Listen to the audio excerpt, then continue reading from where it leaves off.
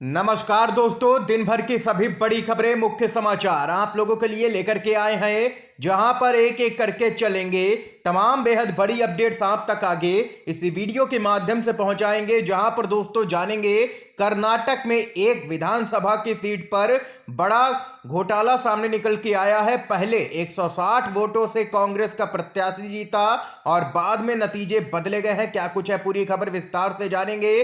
तो वहीं यूपी के निकाय चुनाव से भी एक ऐसी ही चौंकाने वाली घटना सामने निकल के आई है, जहां पर जितना मतदान ही नहीं हुआ, यानी कि जितने वोट ही नहीं पड़े, उससे ज्यादा की यहां पर मतगणना हो गई है। तो वहीं इसके साथ ही जानेंगे कर्नाटक में कांग्रेस पार्टी के मुख्यमंत्री को लेकर के बड़ी अपडेट आ रही है। इसी प्रकार की तमाम बेहद बड़ी खबरें आप तक पहुंचाएंगे। सभी मुख्य समाचार जानना आप लोगों के लिए जरूरी है। तो वहीं दोस्तों, अगर आप लोग भी कर्नाटक में कांग्रेस की जीत भारत जोड़ो यात्रा का असर है, अगर आप लोग भी यही मानते हैं तो वीडियो को लाइक कीजिएगा। दरअसल दोस्तों, पहली बड़ी खबर आप लोगों को बताते चलें। कर्नाटक विधानसभा चुनाव के नतीजों के बाद भाजपा को लगा है तगड़ा झटका। दक्षिण भारत हुआ है भाजपा मुक्त। जी हां दोस्तों, कर्नाटक विधानसभा चुनाव में कांग्रेस पार्टी ने रिकॉर्ड जीत हासिल की है। पार्टी को जबरदस्त बहुमत मिलने की वजह से नेता से लेकर के कार्यकर्ता तक यहां पर काफी गदगद हैं। इस बीच कांग्रेस के अध्यक्ष मल्लिकार्जुन खड़गे ने एक बयान के जरिए बीजेपी पर तंज कसा है और कहा है कि बीजेपी हमें ताना मारती थी कि हम कांग्रेस मुक्त भारत बनाएंगे। अब सच्चाई तो यह है कि भाजपा मुक्त दक्षिण भारत हो गया है। ये यहां पर देख सकते हैं कि जबरदस्त हमला बोला है कांग्रेस अध्यक्ष मल्लिकार्जुन खड़गे ने भाजपा पर। दरअसल बताते चले, दक्षिण भारत में 5 प्रमुख राज्य हैं। इनमें कर्नाटक, तमिलनाडु, आंध्र प्रदेश, केरल और तेलंगाना का नाम शामिल है, जिनसे अब भाजपा का पूरी तरह से सुपड़ा साफ हो गया है। और यह 2024 के लिए भाजपा के लिए यहां पर काफी बुरे संकेत नजर आ रहे हैं दक्षिण भारत से।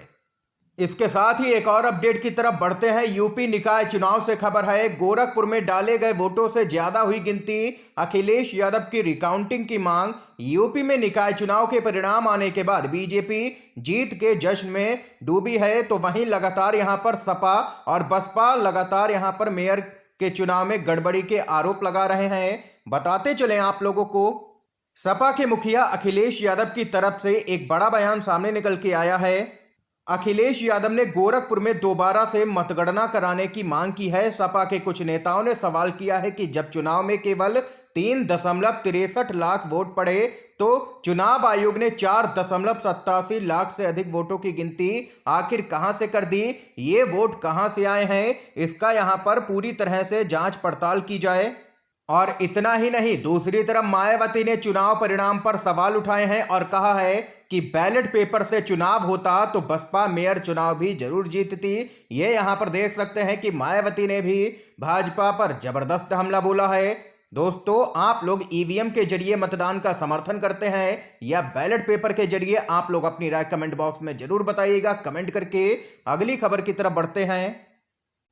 कर्नाटक से अपडेट है, कांग्रेस पार्टी की तरफ से बड़ी जानकारी सामने निकल के आ रही है। अब तक के सूत्रों के मुताबिक, जी हां दोस्तों, बताते चलें, सिद्धारमैया बन सकते हैं कर्नाटक के नए मुख्यमंत्री। डीके शिवकुमार पर भी चर्चा चल रही है जोरों पर। और वहीं कई तरह के फॉर्मूले भी सामने निकल के आए हैं मुख्यमंत्री के पद को लेकर के, जिसमें 2.5 साल का फॉर्मूला भी है, यानी कि 2.5 साल सिद्धारमैया मुख्यमंत्री और 2.5 साल डीके शिवकुमार। और अगर इस फॉर्मूले पर बात नहीं बनती है तो यहां पर सिद्धारमैया मुख्यमंत्री बन सकते हैं। और वहीं बताते चले, चर्चा तो यहां तक है कि अगर दोनों नेता आमने सामने आते हैं तो यहां पर कांग्रेस आलाकमान कोई सख्त फैसला ले सकता है। और कहा जा रहा है कि मल्लिकार्जुन खड़गे को मुख्यमंत्री बनाया जा सकता है, जो कि काफी चौंकाने वाला यहां पर फैसला होगा। इस समय की बड़ी अपडेट आई। एक और अपडेट की तरफ बढ़ते हैं दोस्तों।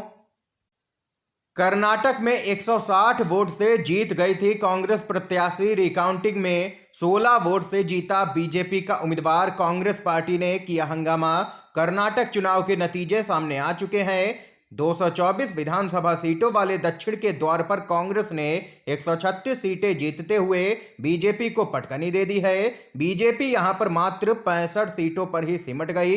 तो वहीं जेडीएस के खाते में 19 सीटें आईं और वहीं कर्नाटक के नतीजों के बीच एक ऐसी सीट भी है जहां पर मतगणना के दौरान जमकर के बवाल कटा है। बताते चलें, इस सीट पर पहले तो 160 वोटों से कांग्रेस प्रत्याशी को विजय घोषित कर दिया गया, लेकिन बाद में दोबारा काउंटिंग होने पर 16 वोटों से बीजेपी प्रत्याशी ने जीत हासिल की।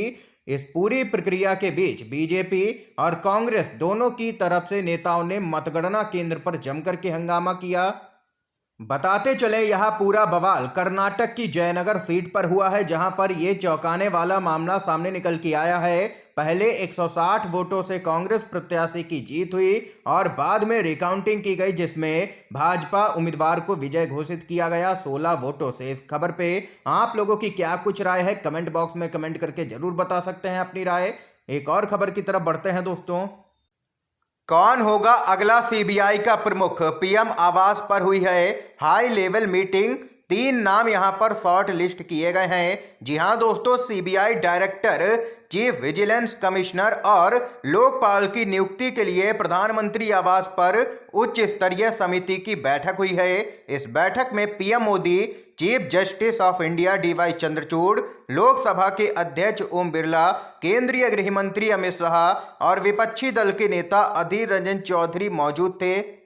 सूत्रों ने बताया है कि सीबीआई डायरेक्टर पद के लिए 3 उम्मीदवारों के नामों पर विचार किया गया है। इस बैठक में इनमें से किसी एक को चुना जाएगा सीबीआई का अगला प्रमुख के तौर पर। इसके साथ ही एक और अपडेट आ रही है, आप लोगों को बताते चले दोस्तों।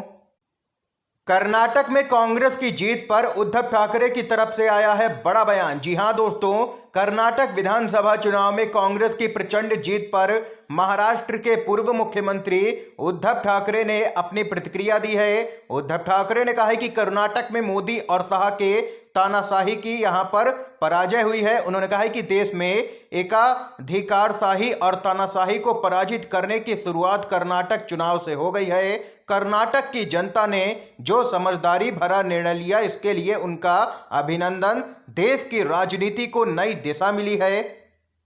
उद्धव ठाकरे ने आगे कहा है कि पीएम मोदी और गृह मंत्री अमित शाह की जोर जबरदस्ती से हथियाई सत्ता को कर्नाटक की जनता ने निडरता से उखाड़ फेंका है। ये यहां पर देख सकते हैं, उद्धव ठाकरे ने जबरदस्त हमला बोला है भाजपा पर। इस समय की दोस्तों आज की तमाम बेहद बड़ी खबरें, मुख्य समाचार थे जो हमने आप लोगों तक पहुंचाए।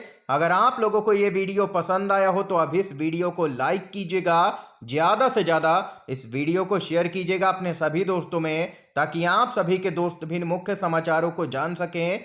वीडियो देखने के लिए दोस्तों आप सभी का बहुत बहुत धन्यवाद। जय हिंद, जय भारत।